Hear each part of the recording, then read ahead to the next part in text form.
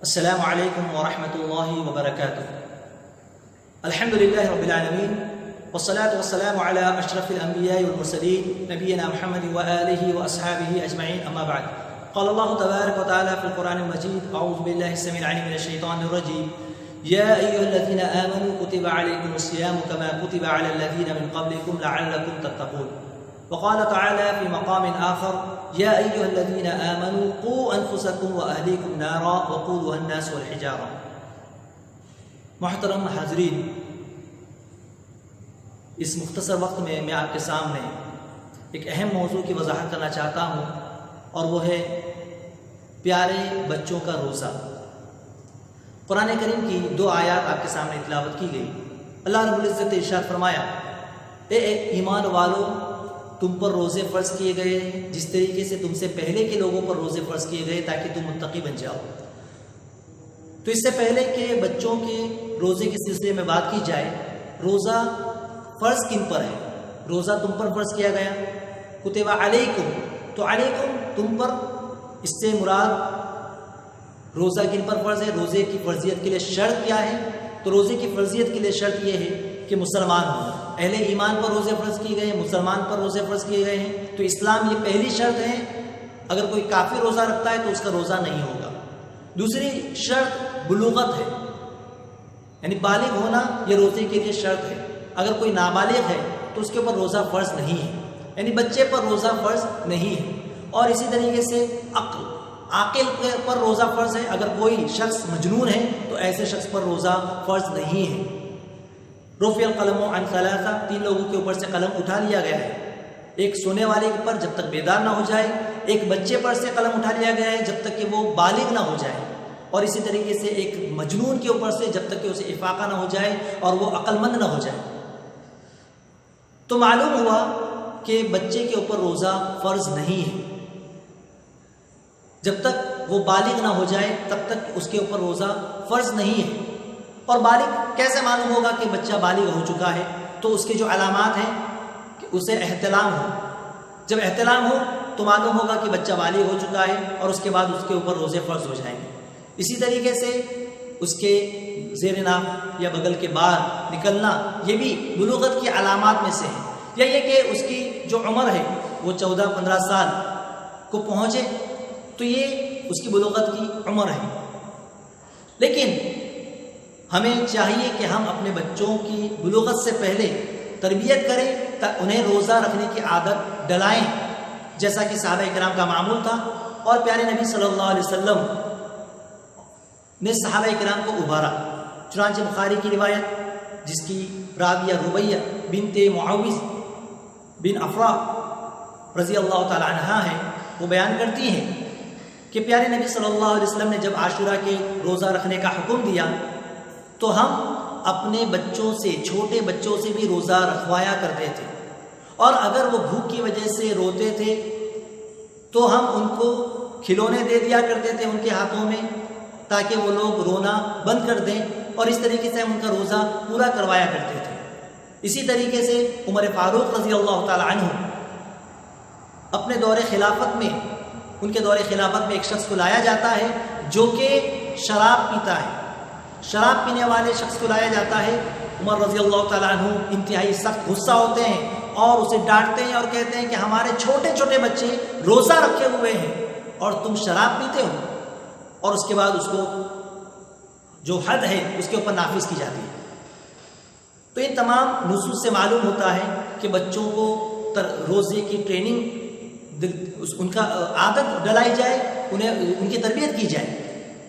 اب سوال یہ ہے کہ بچوں کو روزے کی عادت کس طرح ڈلائی جائے، بچے کیسے روزہ رکھنے کے عادی ہوں گے؟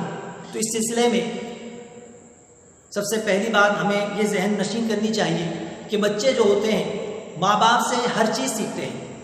اگر ماں باپ اچھے ہیں تو اچھائی سیکھتے ہیں، اگر ماں باپ برے ہیں تو برائی سیکھتے ہیں۔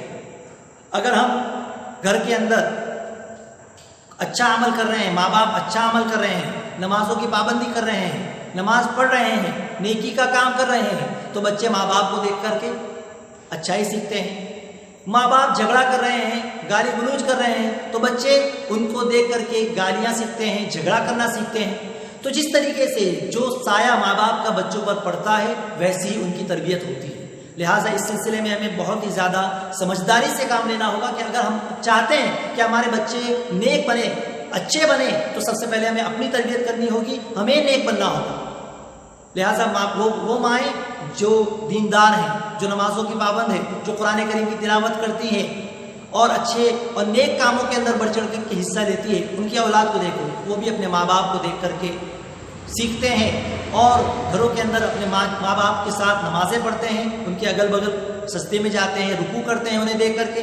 لہٰذا ہمیں چاہیے کہ ہم اپنے بچوں کو کیا دے رہے ہیں، اس سلسلے میں ہمیں غور و فکر کرنا چاہیے. کلکم مسئول وکلکم مسئول عن رعیتہ، تم میں سے ہر شخص مسئول ہوگا، ذمہ دار ہے، ہر شخص سے سوال کیا جائے گا، اور تم میں سے ہر شخص سے سوال کیا جائے گا اس کے اہل و عیال کے بارے میں. لہٰذا ہمیں غور و فکر کرنی چاہیے اور سوچنا چاہیے، سمجھنا چاہیے کیسے ہم اپنے بچوں کو روزے کا عادی بنائیں گے. تو سب سے پہلے ہمیں روزے کی فضیلت انہیں بتائے کہ روزہ رکھنے پر کیا اجر و ثواب اللہ رب العزت نے لکھا ہے. اللہ رب العزت نے فرمایا، اللہ رب العزت کہتے ہیں کہ روزہ بندہ میرے لیے رکھتا ہے، میں ہی اس کا اجر و ثواب دوں گا. تو ہم بچوں کو ترغیب دلائیں، رغبت دلائیں، انہیں ابھارے کہ روزہ رکھنے پر اللہ رب العزت نے جنت میں ایک دروازہ رکھا ہے جس کا نام ریان ہے. تو اگر ہم روزہ رکھیں گے تو جنت میں جانے، اللہ رب العزت ہمیں جنت میں داخل کرے گا، اور ان کے لیے خصوصی ایک دروازہ ہے جس کا نام ریان ہے. اس طریقے سے جو روزے کی فضیلت کتاب و سنت میں آئی ہے، ان فضیلتوں کو بتا کر کے ہم روزے کا عادی انہیں بنا سکتے ہیں. اسی طریقے سے ہم بچوں کو عادی بنانے کے لیے یہ بھی کر سکتے ہیں کہ ہمارے اگر ایک ہی گھر کے اندر کچھ بڑے بچے ہیں، کچھ چھوٹے ہیں، تو جو بچے روزہ رکھ رہے ہیں انہیں دکھا کر کے کہ دیکھو تمہارے بھیا نے روزہ رکھا ہے، تمہاری بہن نے روزہ رکھا ہے، انہیں دیکھ کر کے ہم انہیں رغبت دلا سکتے ہیں.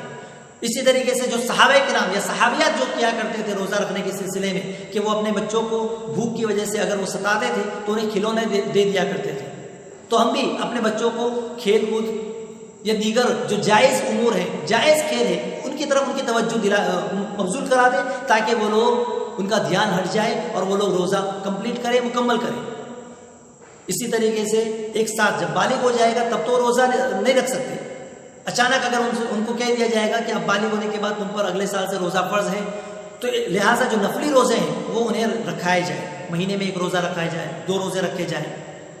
یا یہ کہ ابھی بالغ ہونے سے پہلے جس طریقے سے نماز کے تعلق سے اللہ کے نبی صلی اللہ علیہ وسلم نے فرمایا کہ جب بچے 7 سال کے ہو جائیں انہیں نماز پڑھنے کا حکم دو. 10 سال کے ہو جانے کے باوجود اگر نماز نہیں پڑھتے تو انہیں مارو تاکہ ان کی عادت ہو، ان کی تربیت ہو. لہٰذا روزے کے سلسلے میں بھی جب بچے چھوٹے ہوں تو انہیں 1 روزے 2 روزے رکھوائے جائیں، پھر اگلے سال 5 روزے 10 روزے رکھوائے جائیں، پھر اگلے سال 15 روزے 20 روزے، اس طریقے سے تھوڑے تھوڑے روزے رکھ کر کے ان کو عادی بنایا جائے. اسی طریقے سے یہ بھی دیکھنے میں ملتا ہے کہ ہم دنیاوی معاملات میں تو اپنے بچوں کی حوصلہ افزائی کرتے ہیں کہ اگر تم امتحان میں اول آئے تو ہم تمہیں فلاں گفٹ لا کر کے دیں گے، سائیکل لا کر کے دیں گے، چاکلیٹ لا کر کے دیں گے اور فلاں چیز لا کر کے دیں گے. لیکن دینی معاملات میں ہم بہت پیچھے ہیں. ہم یہ کیوں نہیں کہتے اپنے بچوں سے کہ اگر تم نے روزہ رکھا تو ہم تمہارے لیے فلاں گفٹ لائیں گے، فلاں تحفہ لائیں گے، تمہیں یہ چیز انعام میں دیں گے. لوگوں کے سامنے، اپنے معاشرے کے سامنے، اپنے سماج میں ان کی حوصلہ افزائی کی جائے. انہیں اپنے جو رشتہ دار ہیں ان رشتہ داروں کے پاس لے جائے جن کے بچے روزہ رکھتے ہیں اور انہیں دیکھ کر کے دیکھو تم نے روزہ نہیں رکھا، تمہارے ساتھی نے تو روزہ رکھا ہے، ہمارے رشتہ دار میں فلاں شخص نے تو روزہ رکھا ہے، تم کیوں نہیں روزہ رکھتے؟ تمہیں بھی روزہ رکھنا چاہیے. اس طریقے سے ہم اپنے بچوں کو ابھاریں، روزہ رکھنے کی ترغیب دلائیں، انہیں عادت ڈلائیں. یہ کب ہوگا؟ جب ہم خود روزہ رکھیں گے. یہ افسوس کی بات ہے کہ آج ہمارے اندر ہم خود روزہ نہیں رکھتے، ہمارے گھر کی بڑی بڑی عورتیں روزہ نہیں رکھتی، معمولی عذر کی بنا پر روزہ توڑ دیتی ہیں، چھوڑ دیتی ہے، تو پھر بچے کہاں سے سیکھیں گے؟ لہٰذا ضرورت اس بات کی ہے کہ اس اہم موضوع کو بھی سمجھیں تاکہ ہم اپنے بچوں کی اصلاح کریں. اللہ رب العزت نے فرمایا کہ قوا انفسکم واہلیکم نارا، اپنے آپ کو اور اپنے اہل و عیال کو جہنم کی آگ سے بچاؤ. لہٰذا روزہ رکھنے کی انہیں عادت ڈلائیں. اللہ رب العزت سے دعا ہے کہ اللہ رب العزت ہمیں نیک بنائے، نمازی بنائے اور سچا اور پکا مومن مسلمان بنائے، روزے کا عادی بنائے. آمین. وما علینا الا البلاغ المبین. السلام علیکم.